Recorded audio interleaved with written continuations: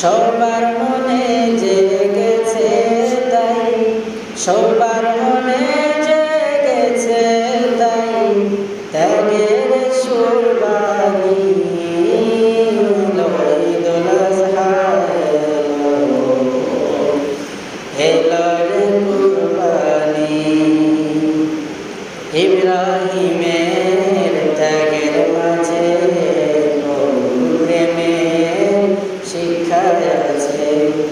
ইব্রাহিমের ত্যাগের মাঝে প্রভুর প্রেমের শিক্ষা আছে, সেই সে ত্যাগের রঙে রাঙায় জিন্দেগানি। ঈদুল আযহা এলো রে কুরবানি, এলো ঈদুল আযহা এলো রে কুরবানি। কুরবানি তো দিব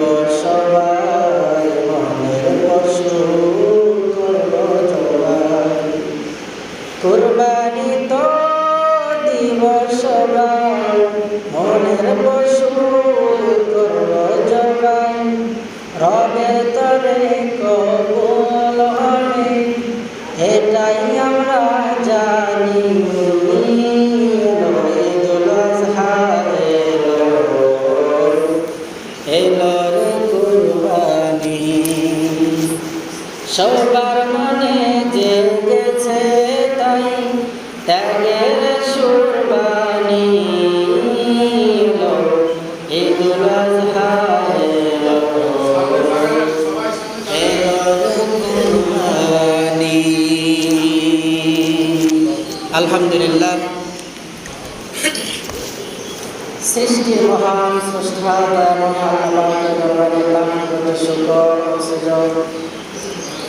যে মহামহিয়ান বলিয়ার রব আমাদেরকে দুনিয়ার সমস্ত ঝামেলা থেকে পার করে আজকে ঈদের দিন ঈদুল আজহার মুরাকাত ওয়াজিব নামাজ আদায়ের লক্ষ্যে আমাদেরকে ভিন্ন ব্যতিক্রম সময় আল্লাহর ঘর মসজিদে আসা বসার মধ্যে যারা আমাদের তৌফিক দান করলেন, এজন্য সকলেই আমাদের শুকর আদায় আছে। মুসলমান হিসাবে ঈমানের আওয়াজ উঁচু করে আওয়াজে উচ্চ কণ্ঠে কালেমাতুর শুকর আদায় করি, সকলে জবান করে করি আলহামদুলিল্লাহ। আজকে ঈদের দিন, আনন্দের দিন, খুশির দিন। এই খুশির দিনে খুশি হয়ে আল্লাহ পাকের হামদে বাড়ি তাআলা সকলেই জবান খুলে উচ্চ কণ্ঠে সমস্বরে আবারও আল্লাহ পাকের দেওয়া জবান দিয়ে শক্তি দিয়ে কালেমাতুর শুকর আদায় করি। সকলে জবান খুলে দিল মন উজাড় করে আল্লাহ পাকের শুকর আদায় করি করে আলহামদুলিল্লাহ। আপনারা ঈদ পেয়ে খুশি না বেজা? কথা বলতে হবে, খুশি না বেজা? যদি হয় খুশি, মুখে নিয়ে হাসি। চলুন সকলেই সমস্বরে উচ্চ কণ্ঠে আল্লাহ পাকের হামদে বাড়ি তাআলা কালিমাতুশ শুকর আবারও আদায় করি, সকলেই জবান খুলে পড়ি আলহামদুলিল্লাহ।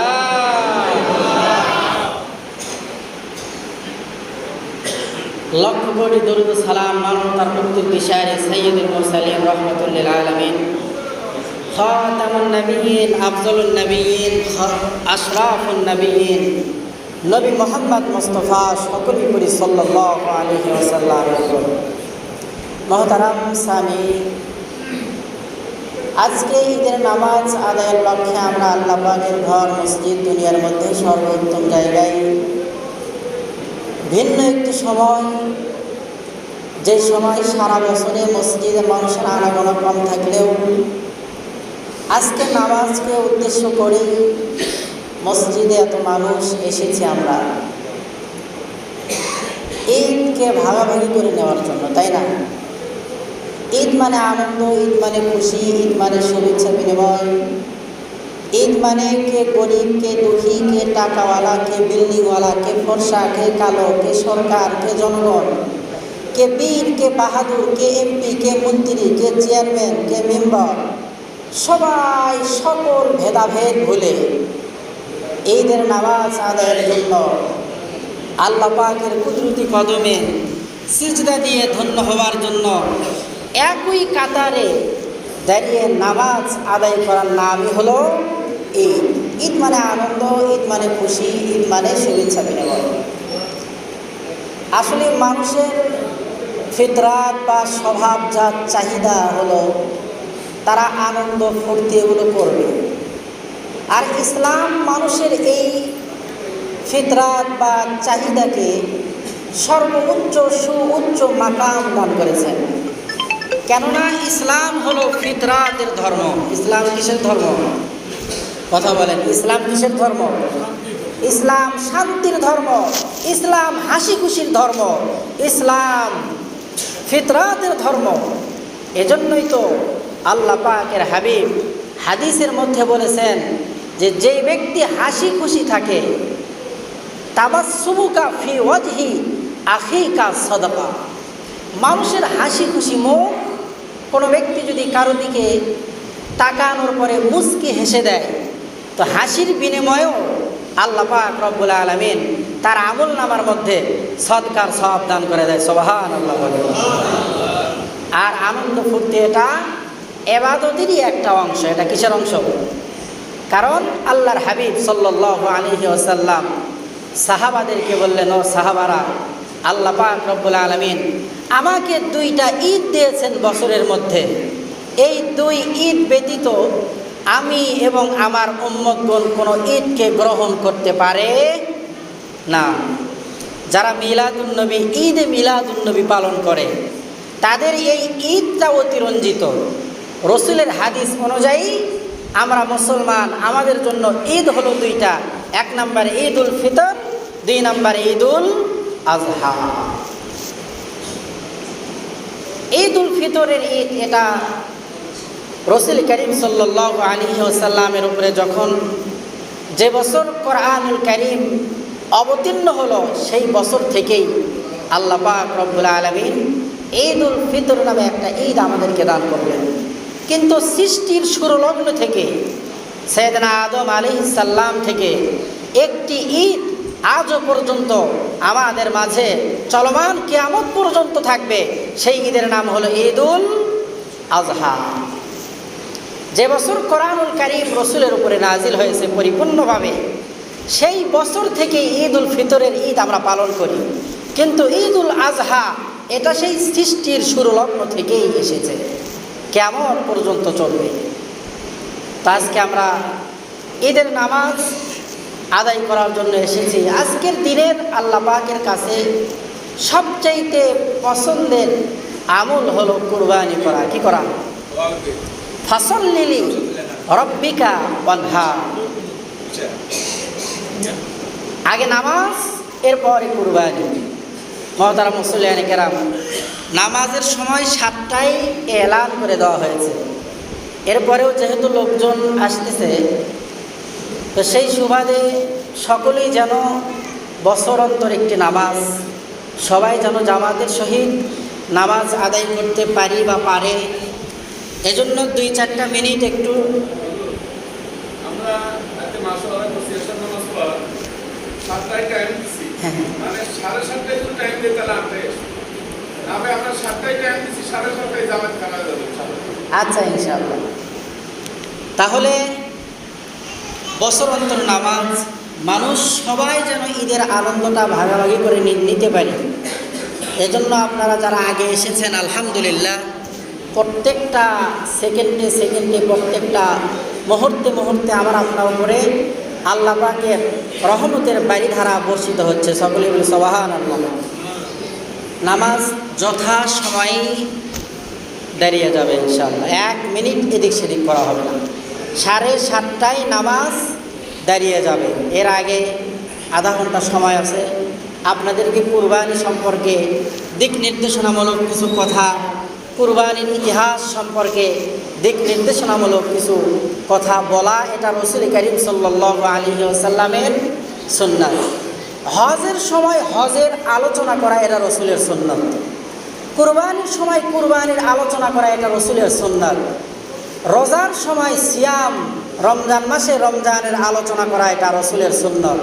যখন যে পরিস্থিতি সামনে আসবে, প্রত্যেকটা পরিস্থিতিকে, প্রত্যেকটা বিষয়কে সামনে রেখে আলোচনা করা, এটা রসুলের সুন্নাত। তো রসুলের সুন্নাতের অনুকরণার্থে আজকে আমরা কুরবানি সম্পর্কে, কুরবানি কোথায় থেকে আসলো, কি জন্য আমরা কুরবানি করি, কুরবানি করলে আমরা পাবো কি ফজিলত, আল্লাহ পাক আমাদেরকে কি উপঢৌকন দিবে, সব আগামীতে স্তরে স্তরে সামনে বলা হবে ইনশাআল্লাহ। আল্লাহ রাব্বুল আলামিন বলেন, ওয়াতলু আলাইহিম নাবা ইবনাই আদম বিল হাক্কি ক্বাররাবা কুরবানান ফাতুকুবিলা মিন আহাদিহিমা ওয়া লাম ইয়াতাকাব্বাল মিনাল আখার। আল্লাহ পাক রব্বুল আলামিন সৃষ্টির শুরুলগ্ন থেকে কুরবানির সিস্টেম চালু করে দিয়েছেন। পয়গম্বর আদমের 2 সন্তান হাবিল এবং কাবিল, তারা 2 ভাই আল্লাহ পাকের দরবারে কুরবানি করেছে। আল্লাহ পাক রব্বুল আলামিন তার কুরবানি কবুল করেছে, যার ভেতরে আল্লাহ পাকের তাকওয়া ছিল। ইজ ক্বাররাবা কুরবানান ফাতুকুব্বিলা মিন আহাদিহিমা ওয়া লাম ইউতাকাব্বাল মিনাল আখার ক্বালা লা আক্তুলান্নাক ইন্নামা ইয়াতাকাব্বালুল্লাহু মিনাল মুত্তাকিন। যে ব্যক্তির তাকওয়া ছিল পরিপূর্ণভাবে, তার কুরবানি আল্লাহ পাক রব্বুল আলামিন কবুল করে নিয়েছে। আর যার তাকওয়ার মধ্যে ভেজাল আছে, আল্লাহ পাক তার কুরবানি কবুল করবে না। আল্লাহ রব্বুল আলামিন বলেন, লা ইয়ানালাল্লাহা লুহুমুহা ওয়ালা দিমাউহা ওয়ালাকিন ইয়ানালুহুত তাকওয়া মিনকুম। আল্লাহ তাআলা জানিয়ে দেয়, মানুষ, লা ইয়ানালাল্লাহা লুহুমুহা ওয়ালা দিমাউহা, আমার কাছে কুরবানির পশুর গোশত, রক্ত, মাংস কিছুই পৌঁছে না। আমি রবের কাছে পৌঁছে হলো তোমাদের ইয়ানালুহুত তাকওয়া, তোমাদের অন্তরের তাকওয়া। আমার ভাইরা, কুরবান শব্দের শাব্দিক অর্থ হলো নৈকট্য লাভ করা, আল্লাহ পাকের নিকটবর্তী হওয়া, উৎসর্গ করা।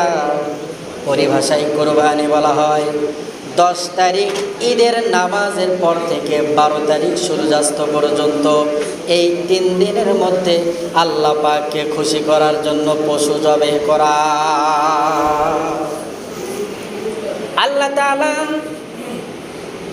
মহাগ্রন্থ পবিত্র কোরআনুল কারীমের সর্বকনিষ্ঠ সূরা সর্বশেষে সবচাইতে ছোট সূরার মধ্যে বলেন, ইন্না আতাইনাকাল কাউসার, ও আমার নবী, ও আমার হাবিব, আমি আল্লাহ পাক আপনাকে কাউসার দান করেছি। আপনি শুকর আদায়ার্থে ফাসাল্লি লিরাব্বিকা ওয়ানহার, নামাজ আদায় করেন আর আমি আল্লাহ পাকের জন্য কুরবানি করে। কেন? কুরবান শব্দের শাব্দিক অর্থ হলো নৈকট্য লাভ করা, আল্লাহ পাকের নিকটবর্তী হওয়া। মনের পশু, মানুষের সব চাইতে আদরের বস্তু, সব চাইতে পছন্দের বস্তু আল্লাহ পাকের রাহে কুরবানি করে দেওয়া। কুরবানি করবেন কখন? ফাসাল্লি রাব্বিকা ওয়ানহার, আগে নামাজ, এরপরে কুরবানি। আগে কি? কথা বলেন, আগে কি? আগে নামাজ, এরপরে কুরবানি। ধরেন আজকে আমাদের এখানে 7:30টায় জামাত হয়ে যাবে, তা আমি আসার পথে ধনটের ভেতরে দেখলাম 6টায় কথাই যেন জামাত হচ্ছে। 6:05 আমি অতিক্রম করলাম, তো দেখলাম ইমাম সাহেব রুকুতে আছেন, তার মানে তারা 6টায় জামাত আদায় করতেছেন। তো তাদের নামাজ শেষ হয়ে যাওয়ার পরে তারা কুরবানি করবে, আল্লাহ পাক কবুল করে নেবে। কিন্তু যারা নামাজের আগে কুরবানি করবে, তাদের কুরবানি আল্লাহ পাকের দরবারে কবুল হবে না। আমাদের এই মসজিদের আওতাধীন, এই মাঠের আওতাধীন যারা আছি আমরা সকলে এদিকে খেয়াল করি, আর বাহিরে চট পেরে দেওয়ার ব্যবস্থা করি, অনেকে দাঁড়িয়ে আছেন। আর ভেতরে যারা আছি সবাই একটু চেপে চেপে বসি, সবাই একটু চেপে চেপে বসি। সামনে অনেক ফাঁকা জায়গা আছে, সবাই চেপে বসি। নামাজের সময় সবাই যার যার মতো সামনে ফাঁকা জায়গা, এগুলো চেপে চেপে বসি। নামাজের সময় কাতারবদ্ধ করানোর জন্য সময় দেওয়া হবে, ওই সময় আপনারা কাতারবদ্ধ হয়ে দাঁড়িয়ে যাবেন। ভাই সবাই একটু আগে আগে আগে আগে আসি। লা ইলাহা ইল্লাল্লাহ, লা ইলাহা ইল্লাল্লাহ, লা ইলাহা ইল্লাল্লাহ, লা ইলাহা ইল্লাল্লাহ, লা ইলাহা ইল্লাল্লাহ, লা ইলাহা ইল্লাল্লাহ, লা ইলাহা ইল্লাল্লাহ, লা ইলাহা ইল্লাল্লাহ, লা ইলাহা ইল্লাল্লাহ, মুহাম্মাদুর রাসূলুল্লাহ। মোহতারাম সামি, বলতেছিলাম আজকে আমাদের এখানে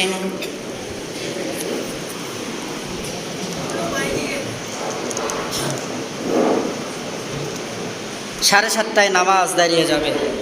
তো আমাদের এই মসজিদের আওতাধীন বা মাঠের আওতাধীন যারা আছি তারা যদি আজকে আমাদের নামাজের আগে কুরবানি করি, তাহলে কারো কুরবানি আল্লাহ পাকের দরবারে কবুল হবে না। কিন্তু ভিন্ন মাঠে যারা আছে, তারা যদি ধরেন 6টায় নামাজ আদায় করে, তাদের কুরবানি তাদের নামাজের পরে বৈধ হবে। কিন্তু আমাদের এই মহল্লার মানুষের কুরবানি নামাজের আগে বৈধ হবে না। কারণ আগে নামাজ, ফাসাল্লি রাব্বিকা ওয়ানহার, আগে নামাজ আদায় করতে হবে। এরপরে যত তাড়াতাড়ি পারা যায় সকলের পছন্দের কুরবানি, সকলেই তার পছন্দের পশুকে ক্রয় করেছি, যত তাড়াতাড়ি পারা যায় আল্লাহর হস্তে আল্লাহ পাকের নামে কুরবানি করে দেব। ওয়ালিকুল্লি উম্মাতিন জাআলনা মানসাকাল লিয়াযকুরুসমাল্লাহ, ওয়ালিকুল্লি উম্মাহ, প্রত্যেক উম্মতের জন্যই কুরবানি ছিল। কেউ কথা না বলি, সামনের দিকে সবাই একটু নজর করি, খেয়াল করি। ওয়ালিকুল্লি উম্মাতিন জাআলনা, প্রত্যেক উম্মতের জন্যই আল্লাহ পাক রব্বুল আলামিন কুরবানির বিধান রেখেছিলেন। লিয়াযকুরুসমাল্লাহ, তারা আল্লাহ পাক রব্বুল আলামিনের নামেই কুরবানি করেছেন। কার নামে কুরবানি করেছেন? কথা বলেন, কার নামে কুরবানি করেছেন? আল্লাহ পাকের নামেই কুরবানি করেছেন। আমাদের একটা ভুল হয়ে থাকে, যখন আমরা কুরবানির পশু জবাই করি তো ইমাম সাহেবের কাছে ফাইন করে ছোট্ট করে একটি চার্ট দিয়ে দেয় যে আমাদের 7 জনের নামে হুজুর আপনি কুরবানিটা দিয়ে দেন। 7 জনের নামে ফালিয়াযকুরুসমাল্লাহ, আল্লাহ পাকের নামেই শুধু কুরবানি হবে, বাকি কারো নামে কুরবানি নয়। যে অমুক অমুকের পক্ষ থেকে, অমুক অমুকের পক্ষ থেকে আল্লাহ পাকের নামে কুরবানি দিয়ে দিলাম, তাহলে মানুষের পক্ষ থেকে আল্লাহ পাকের নামে বিসমিল্লাহি আল্লাহু আকবার। যদি আপনারা নিয়তের মধ্যে গড়বড় করেন, নিয়তের মধ্যে যদি ভেজাল থাকে, কারণ ইন্নামাস সওয়াবু আমালু বিন্নিয়াত, প্রত্যেক আমলের সওয়াব তার নিয়তের উপরেই নির্ভরশীল। নিয়তের মধ্যেই যদি ভুল হয়ে যায় যে হুজুর আমার নামে কুরবানিটা করে দেন, নাম শুধুমাত্র একমাত্র আল্লাহ, নাম একমাত্র কার? কথা বলেন, নাম একমাত্র আল্লাহ পাকের। ফালিয়াযকুরুসমাল্লাহ, শুধুমাত্র আল্লাহ পাকের নামেই কুরবানি, বাকি আমাদের পক্ষ থেকে। আলা মা রাযাকাহুম, কি কুরবানি করবো আমরা? আল্লাহ পাক রব্বুল আলামিন তাও মহাগ্রন্থ পবিত্র কোরআনুল কারীমের মধ্যে জানিয়ে দিলেন, ফালিয়াযকুরুসমাল্লাহ আলা মা রাযাকাহুম মিন বাহিমাতিল আনআম। আমি আল্লাহ পাক রব্বুল আলামিন তোমাদেরকে যেই রিজিক দিয়েছি, তোমাদেরকে যেই সম্পদ দিয়েছি, তোমাদেরকে যেই মাল দৌলত ধন সম্পদ দিয়েছি, এখান থেকেই আমি আল্লাহ পাকের কাছে কুরবানি করো। আলা মা রাযাকাহুম মিন বাহিমাতিল আনআম, চতুষ্পদ জানোয়ার দ্বারা কুরবানি করা যায়। 6 ধরনের পশু দ্বারা। কয় ধরনের? কথা বলেন, কয় ধরনের পশু দ্বারা?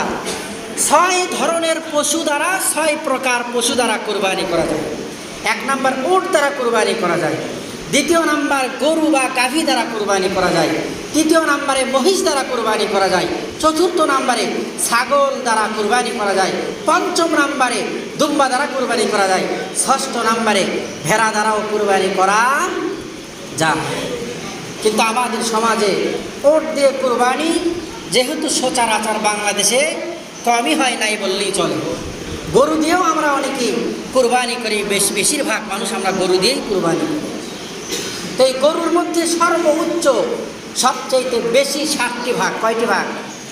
7 ভাগের বেশি যদি কোনো ব্যক্তি কোনো গরুর মধ্যে থাকে, তাহলে তাদের কারও কুরবানি হবে না।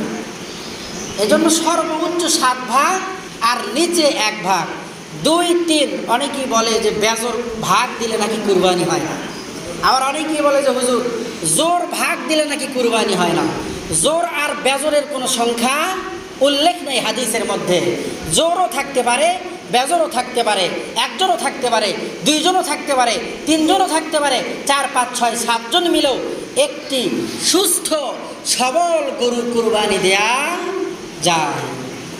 তবে এমন গরু আপনি কুরবানি দিলেন যেই গরুটা বাড়ি থেকে জবেহের মাঠ পর্যন্ত আসতেই ওই পশুর 12টা, এমন পশু দ্বারা কুরবানি দিলে আল্লাহ পাকের দরবারে কুরবানি আদায় হবে না, কারণ কুরবানির পশুটা একটু হৃষ্টপুষ্ট হতে হবে, শক্তিশালী হতে হবে। আপনাকে তো কিয়ামতের ময়দানে আল্লাহ পাকের হাবিব বলে, ও আমার সাহাবারা, আল্লাহ পাকের নির্দেশ অর্ডার কুরবানি করো। সাহাবারা জিজ্ঞাসা করলেন, ও আল্লাহর হাবিব, এই কুরবানি কি?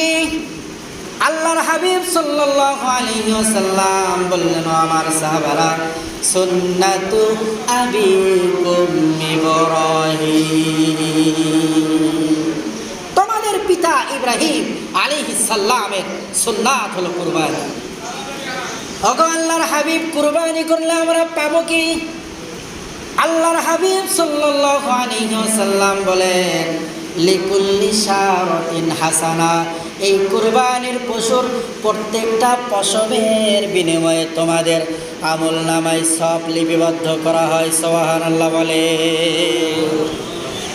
সাহাবারা জিজ্ঞাসা করলেন, ওগো আল্লাহর হাবিব, লিকুল্লি শারাতিন মিনাস সুই হাসানা, যেই সমস্ত পশুগুলোর শরীরের মধ্যে পশম বেশি, আল্লাহর হাবিব জানিয়ে দিলেন, ও আমার সাহাবারা, যেই সমস্ত পশুর শরীরের মধ্যে পশম বেশি, ওই সমস্ত পশুগুলো কুরবানি করলে আল্লাহর দরবারে সব অনেক বেশি।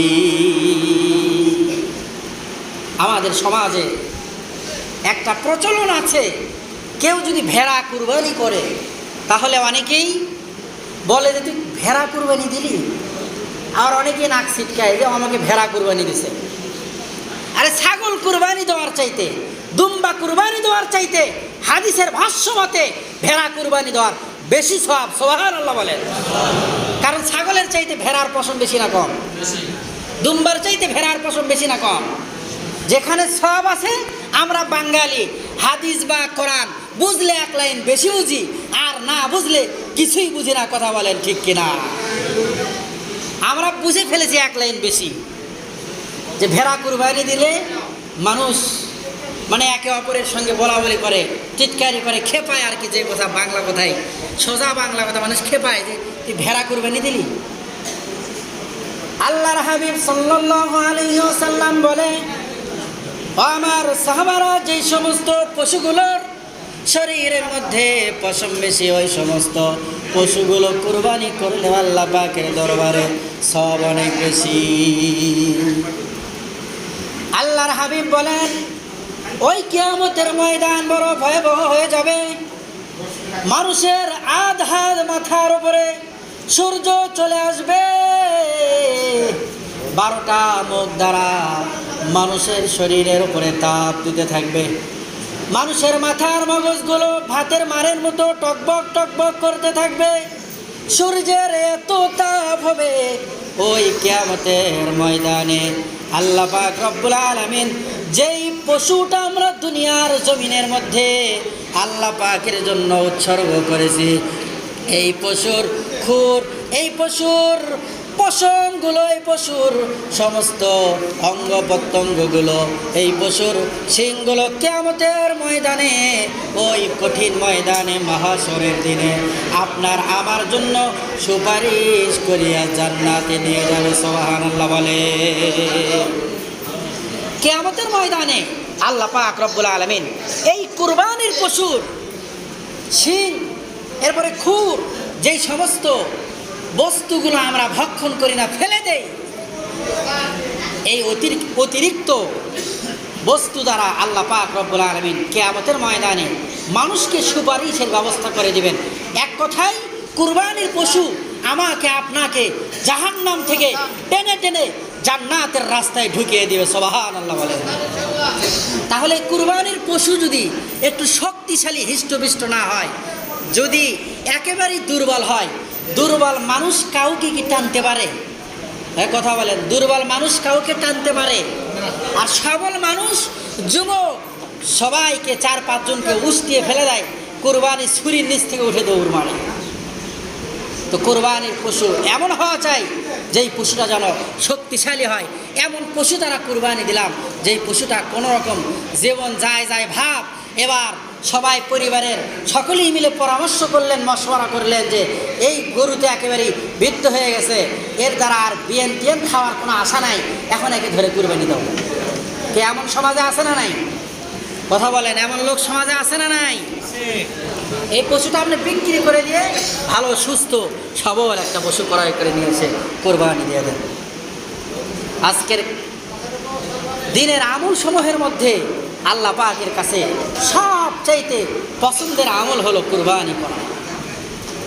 কারণ কুরবানি করার মধ্য দিয়ে আজকের এই 3 দিনের মধ্যে আল্লাহ পাকের যতটুকু নৈকট্য লাভ করা যায় ভিন্ন কোনো আমলের দ্বারা এত নৈকট্য, এত আল্লাহ পাকের কাছে যাওয়া কারো পক্ষে সম্ভব নয়। কুরবানি করা যায় সর্বমোট 3 দিন।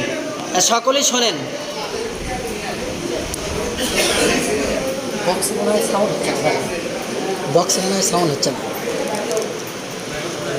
সবাই একটু খেয়াল করি। কুরবানি করা যায় সর্বমোট 3 দিন 2 রাত। এটা আজকে নামাজের পর থেকে, আজকে ঈদের নামাজের পর থেকে সকলেই ভালো মতো শ্রবণ করি। আজকে ঈদের নামাজের পর থেকে 10 তারিখ, 11 তারিখ, 12 তারিখ, অর্থাৎ আজকে বৃহস্পতিবার, শুক্রবার, শনিবার মাগরিবের পূর্ব মুহূর্ত পর্যন্ত এই 3 দিনই কুরবানি করা যায়। আর আজকের রাত এবং আগামীকালকের রাত, বৃহস্পতিবার দিবাগত রাত, জুমাবার শুক্রবার দিবাগত রাত, এই 2 রাত কুরবানি করা যায়। তাহলে কুরবানি করা যায় 3 দিন 2 রাত। যে ব্যক্তি 3য় দিনের চাইতে 2য় দিন কুরবানি করা উত্তম, আবার 2য় দিনের চাইতে 1ম দিন কুরবানি করা উত্তম, আবার 2য় রাতের চাইতে 1ম রাত মানে আজকে সারাদিন পরে দিবাগত রাত আজকের রাতেও কুরবানি করা যায় যদি পর্যাপ্ত পরিমাণ আলোর ব্যবস্থা থাকে। আর যদি আলোর ব্যবস্থা সেরকম না থাকে, হ্যালোজেন না থাকে, তাহলে রাতে কুরবানি করাকে মাকরু বলা হয়েছে। এজন্য আমরা দিনের আলোতেই যত তাড়াতাড়ি পারা যায় আল্লাহ পাকের নৈকট্য লাভের আশায়, আল্লাহ পাককে রাজি খুশি করার আশায় নামাজ শেষ হয়ে যাওয়ার সঙ্গে সঙ্গে তড়িঘড়ি করে আমরা সবাই কুরবানি করার চেষ্টা করব ইনশাআল্লাহ। মানে আসেন, কুরবানিটা করবে কে? কুরবানিটা করবে কে? যার পশু সে কুরবানি করবে, এটা সবচেয়ে উত্তম। কারণ মানুষের মধ্যে একটা পশুত্বের ভাব আছে। আল্লাহ পাক রব্বুল আলামিন কোরআনুল কারীমের মধ্যে বলেছেন, আনআম বালহুম আদাল উলাইকা হুমুল গাফিলুন। এর চাইতেও বড় কঠিন শব্দ আল্লাহ পাক রব্বুল আলামিন ব্যবহার করেছেন আর বলেছেন, মানুষের মধ্যে একটা পশুত্বের ভাব আছে। অমানুষ, তোমরা কুরবানির দিন শুধু কুরবানির পশুটাকেই জব করো না, তোমরা তোমাদের ভেতরে যে পশুত্ব আছে এই পশুত্বটাকেও তোমরা তোমাদের নিজ হাত দ্বারা জবেহ করো। এজন্য যার কুরবানি সেই ব্যক্তি কুরবানি করবেন তখন ওই ব্যক্তি নামাজি, পরহেজগার, খোদাভীরু, মুত্তাকি যখন। সারা বছর নামাজের খবর নাই, সারা বছর একজন ব্যক্তি ইবাদতের ধারের কাছেও নাই, সারা বছর একজন ব্যক্তি যাকাত দেয় না, সারা বছর একজন ব্যক্তি রোজা রাখে না, সারা বছর নামাজ আদায় করে না, পুণ্যের কাজ করে না, দান সদকা করে না, ওই ব্যক্তি যদি কুরবানির দিন যার কুরবানি সেই দেয়, হুজুর বলছে আপনি তখন দিবেন যখন আপনি নামাজি, মুত্তাকি, খোদাভীরু, পরহেজগার, তখন আপনার জন্য উত্তম হবে। তাছাড়া আপনার জন্য উত্তম নয়। আপনার জন্য উত্তম হবে একজন আল্লাহওয়ালা, একজন নামাজি, একজন খোদাভীরু, একজন মুত্তাকি বান্দার দ্বারা কুরবানি করে নেওয়া। ইমামতি করার জন্য তো খুব ভালো হুজুর খোঁজেন, কারণ বছর অন্তর একটি নামাজ, জুমার দিন নামাজ আদায় করার জন্য সারা সপ্তাহের মধ্যে একটি দিন ভালো একটা হুজুর খোঁজেন। অথচ আমার আপনার কুরবানি আল্লাহ পাকের কাছে কবুল হওয়ার জন্য ভালো জাননেওয়ালা মানুষের থেকে, জাননেওয়ালা আলেম ওলামাদের থেকে আমরা কুরবানি জবাই করে নিতে পারি না। কথা বলেন ঠিক কিনা? 4টি পশু আছে কুরবানির পশু, 4টি রগ আছে, মোটা মোটা 4টি রগ। প্রধান 4টি রগ যদি না কাটে তাহলে কুরবানি হবে না কারণ। 1 নাম্বার খাদ্যনালী, 2য় নাম্বারে শ্বাসনালী, 4র্থ নাম্বারে উভয় পার্শ্বের মোটা 2টি রগ। এই 4টি রগ যদি না কাটে তাহলে আল্লাহ পাকের কাছে ওই কুরবানি কবুল হবে না। কুরবানি জবাই করলেন তো করলেন, একেবারেই সামনের দিক থেকে পেছন দিকে, সবাই খেয়াল করি, কুরবানি আমরা জবে করি তো সামনের দিক থেকে পেছনের দিক ছুরি উঠানোর টাইম নাই আমাদের, শুধু একেবারে ফেসানো শুরু করছি। ছুরি চালানোর নিয়ম হলো সামনে পেছন দিক থেকে সামনের দিকে চালাইবেন, আবার উঠাইবেন, আবার পিছ থেকে সামনের দিকে চালাইবেন, আবার উঠাবেন, আবার সামনের দিকে চালাইবেন।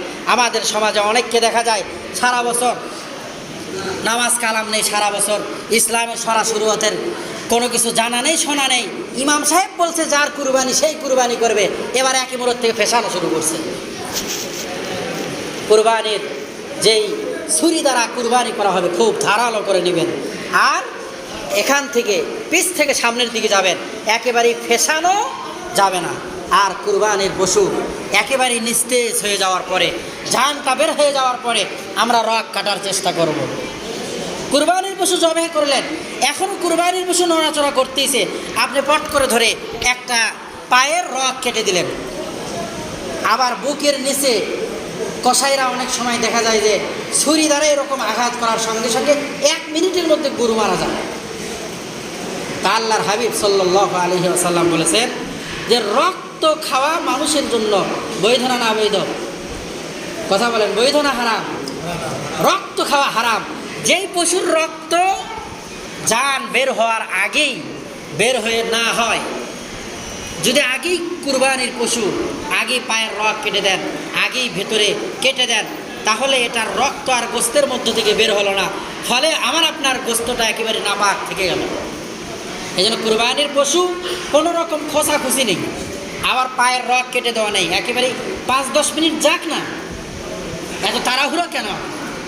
5-10 মিনিট যাক, কুরবানির পশু একেবারে নিস্তেজ হয়ে যাক, আমার আপনার পশুর গোস্তটা পবিত্র হয়ে যাক। যদি পশুর মধ্যে রক্ত থাকে তাহলে এই মাংস খাওয়া মানুষের জন্য হারাম হয়, কারণ রক্ত খাওয়া হারাম, ওই রক্ত সহকারে গোস্ত খাওয়া হারাম হয়। এবার আমরা আসি কুরবানি দেওয়া। দোয়া আমরা অনেকেই কুরবানি দেই, দোয়াই জানি না। কেউ যদি পরিপূর্ণ দোয়া না পারে, পরিপূর্ণ দোয়াটা বলা হচ্ছে, আপনারা একটু শোনেন। আল্লাহুম্মা ইন্নী ওয়াজ্জাহতু ওয়াজহিয়া লিল্লাযী ফাতারাস সামাওয়াতি ওয়াল আরদ হানিফা ওয়া মা আনা মিনাল মুশরিকিন কুল ইন্না সলাতি ওয়া নুসুকি ওয়া মাহইয়ায়া ওয়া মামাতি লিল্লাহি রাব্বিল আলামিন লা শারীকা লা ওয়া বিযালিকা উমিরতু ওয়া আনা আউয়ালুল মুসলিমিন আল্লাহুম্মা তাকাব্বালহু মিন্না ওয়া মিনকুম আল্লাহুম্মা মিনকা ওয়া লাকা বিসমিল্লাহি আল্লাহু আকবার। এত বড় দোয়া কয়জন পারে? কিন্তু জবেহ করার জন্য সবাই তো পাগল। যতজন ব্যক্তি কুরবানির জবেহের ছুরিতে অংশগ্রহণ করবে সবাইকে বিসমিল্লাহ বলতে হবে। মাসআলা ভালো মতো বুঝে রাখেন। একজন ব্যক্তি শুরুতে জবেহ করলো, তো জবেহ করতে সে ব্যর্থ, মানে কুরবানির পশু কাটাই হয়নি, তো 3-4টা হাত আমরা অনেক সময় লাগিয়ে থাকি কিনা? 3-4টা হাত যে আমরা লাগাই, যদি একজন ব্যক্তির বিসমিল্লাহ ছুটে যায় তাহলে ওই কুরবানির পশুর গোশত খাওয়া হারাম হয়ে যাবে। সবাইকে, যারা যারা শরীক হবে সবাইকে বিসমিল্লাহ পড়তে হবে। বিসমিল্লাহি আল্লাহু আকবার। পরিপূর্ণ দোয়া যদি কোনো ব্যক্তি নাও পারে তাহলে কমসে কম বিসমিল্লাহি আল্লাহু আকবার বলতেই হবে। আমরা সবাই আল্লাহ পাকের নামে ফালিয়াযকুরুসমাল্লাহ আলা মা রাযাকাহুম মিন বাহিমাতিল আনআম, আল্লাহ পাকের নামে চতুষ্পদ জানোয়ারগুলো কুরবানি দেওয়ার চেষ্টা করব। গৃহপালিত পশু, বন্য পশু দ্বারা কুরবানি আদায় হয় না যদি গৃহপালিত পশু না হয়। এজন্য সবাই সবচাইতে ভালো হলো গৃহপালিত পশু কুরবানি করা। আল্লাহ পাক যে রিজিক দিয়েছে এটা দ্বারা কুরবানির পশু ক্রয় করা। কিন্তু ভাগারুর ক্ষেত্রে আমাদের একটু বেশি সতর্কতা হওয়া দরকার। 7 ভাগ মিলে আমরা কুরবানি দিলাম, তো 7টা ভাগারুর টাকাও যেন হালাল হয়। যদি একজনের টাকা হারাম হয় কারো কুরবানি আদায় হবে না।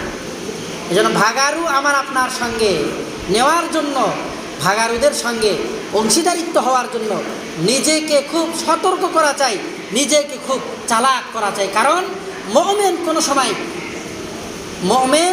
বোকা হয় না, মুমিন একটু চালাক হয়। কারণ সব জেনে বুঝে আপনাকে আমাকে কুরবানি করতে হবে।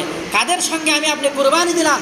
যাদের উপার্জনটাই হারাম, তাহলে সবার কুরবানি বরবাদ হয়ে যাবে। আবার কুরবানি একটা পশুর মধ্যে, ছাগলের মধ্যে একটাই ভাগ, চাই যত দামি হোক না কেন, দুম্বার মধ্যে একটা অংশ যত দামি হোক না কেন, এরপরে ভেড়ার ভিতরে একটি অংশ যত দামি হোক, আর ওটের মধ্যে 7টি অংশ, গরুর মধ্যে মহিষের মধ্যে 7টি অংশ, 7-এর অধিক যদি হয়ে যায় তাহলে কারো কুরবানি আদায় হবে না। বাবার উপরে কুরবানি ওয়াজিব হয়ে গিয়েছে, সন্তানের উপরেও কুরবানি ওয়াজিব। একজন বাবা 40,000 টাকার একটি ভাগ দিয়েছে, তো সন্তান 20,000 টাকা দিল, বাবাও 20,000 টাকা দিল, তাহলে এবার ভাগ হয়ে গেল 60টা, আর ভাগ নেই। কারণ একজন ব্যক্তির মধ্যে 2 ভাগ হয়ে গেছে, বাবার ছেলের মধ্যে 2 ভাগ হয়ে গেছে। এখন 7 জন মিলে যে কুরবানি দিলেন, 7-এর অধিক কুরবানি দেওয়া জায়েজ নাই, কুরবানি আদায় হবে না। এবার বাপ বেটা মিলে 2 জন মিলে একটা ভাগ ক্রয় করলো, এই বিষয়গুলো আমাদেরকে তদারকি করা দরকার, না হলে কারো কুরবানি আদায় হবে না, কারো কুরবানি আদায় হবে না।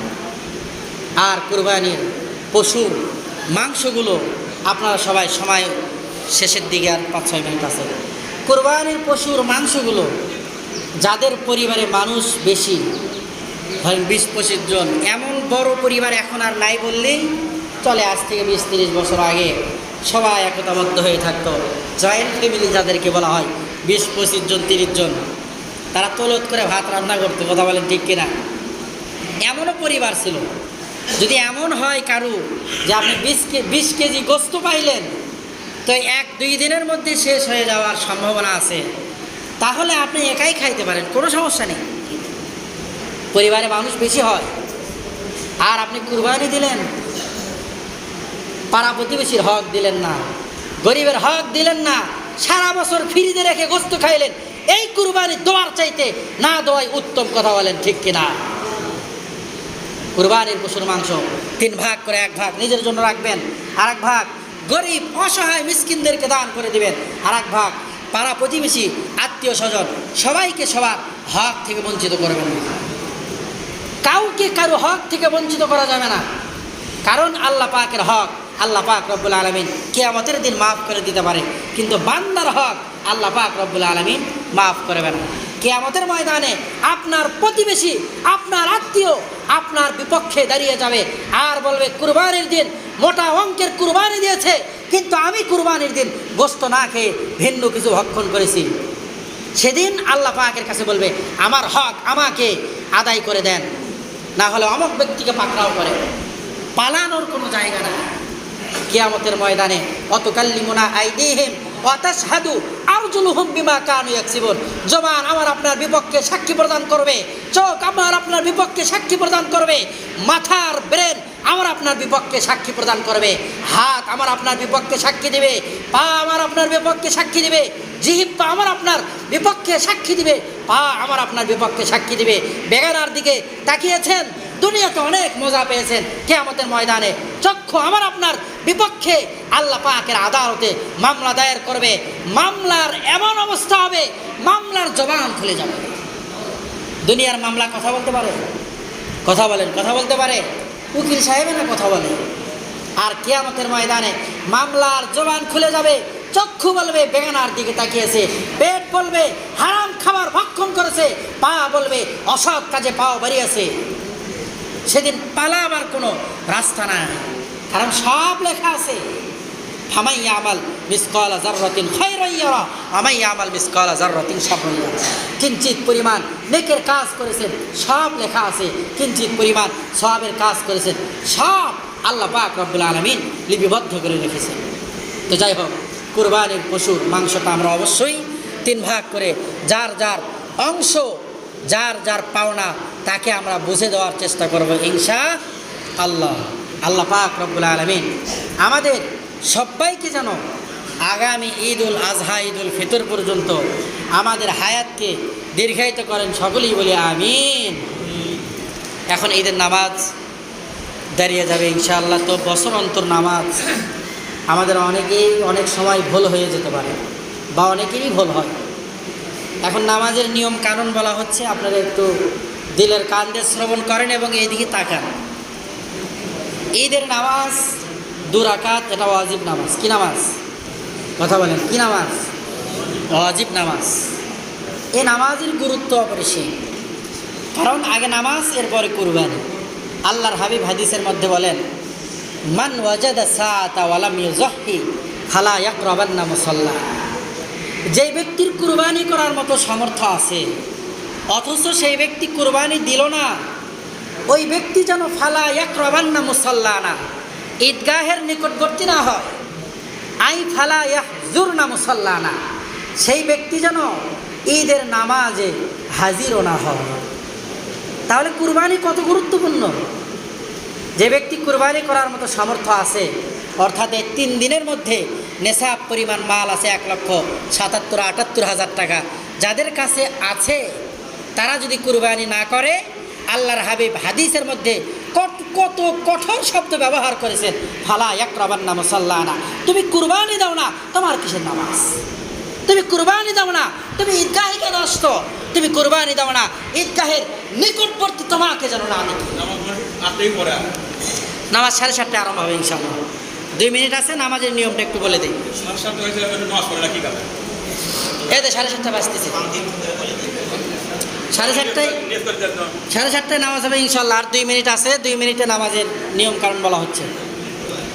তো ঈদের নামাজ হলো ওয়াজিব। কি নামাজ? 6 তাকবীর, অতিরিক্ত 6টি তাকবীরের সহিত, অতিরিক্ত 6 তাকবীরের সহিত ঈদের নামাজ আদায় করতে হয়। যারা বাংলাতে নিয়ত পারেন বাংলাতে নিয়ত করবেন, আর যারা বাংলাতে না পারেন তারা আরবিতে নিয়ত করবেন। নাওয়াইতু নুসাল্লি লিল্লাহি তাআলা রাকাতি সলাতি ঈদুল আযহা মা সিত্তাতি তাকবীরাতি ওয়াজিবুল্লাহি তাআলা ইক্তাদাইতু বিহাযাল ইমাম আনা ইমামুল লিমান হাদারা মা ইয়াহজু। আর প্রথম তাকবীর বলার পরে, প্রথম তাকবীরে আল্লাহু আকবার বলে হাত উঠাবেন, উঠানোর পরে হাত বাঁধবেন, বাঁধার পরে ছানা পড়বেন। কি পড়বেন? ছানা, সুবহানাকা আল্লাহুম্মা ওয়া বিহামদিকা ওয়া তাবারাকা ইসমুকা ওয়া তাআলা জাদ্দুকা ওয়া লা ইলাহা গায়রুক। এরপরে অতিরিক্ত 3টি তাকবীর হবে। আল্লাহু আকবার বলে হাত ছেড়ে দিবেন, আবার আল্লাহু আকবার বলে হাত ছেড়ে দিলেন, আবার আল্লাহু আকবার বলে হাত বাঁধলেন। অতিরিক্ত 3টি তাকবীর। হাত উঠাবেন সবাই। জানাজার নামাজে হাত উঠাইতে হয় না, আর ঈদের নামাজে হাত উঠাইতে হয়। তো প্রথম তাকবীরের পরে ছানা, দ্বিতীয় তাকবীর, তৃতীয় তাকবীর, চতুর্থ তাকবীরের পরে সূরা ফাতিহার সাথে ভিন্ন কোনো সূরা পরে রুকু সিজদা করে দ্বিতীয় রাকাতের জন্য উঠে গেলেন। যাওয়ার পরে আবার ইমাম সাহেব সূরা কেরাত পড়বে, সূরা কেরাত পরে আবার রুকুতে যাওয়ার পূর্বে 3টি অতিরিক্ত তাকবীর দিবে। আল্লাহু আকবার, হাত ছেড়ে দিবেন, আবার আল্লাহু আকবার, আবার আল্লাহু আকবার, 3টি তাকবীর শেষ। আবার অতিরিক্ত মানে নামাজের তাকবীর, এবার অতিরিক্ত 3 তাকবীর শেষ। এবার নামাজের তাকবীর দিয়ে রুকুতে চলে গেলেন। এভাবে নামাজ শেষ হয়ে যাওয়ার পরে সবাই তাকবীর বলবো, আল্লাহু আকবার, আল্লাহু আকবার, লা ইলাহা ইল্লাল্লাহু, আল্লাহু আকবার, আল্লাহু আকবার, লিল্লাহিল হামদ। আর খুতবার মধ্যে যখন এই তাকবীর বলা হবে সবাই চুপ করে থেকে শুনবেন। এই হলো নামাজের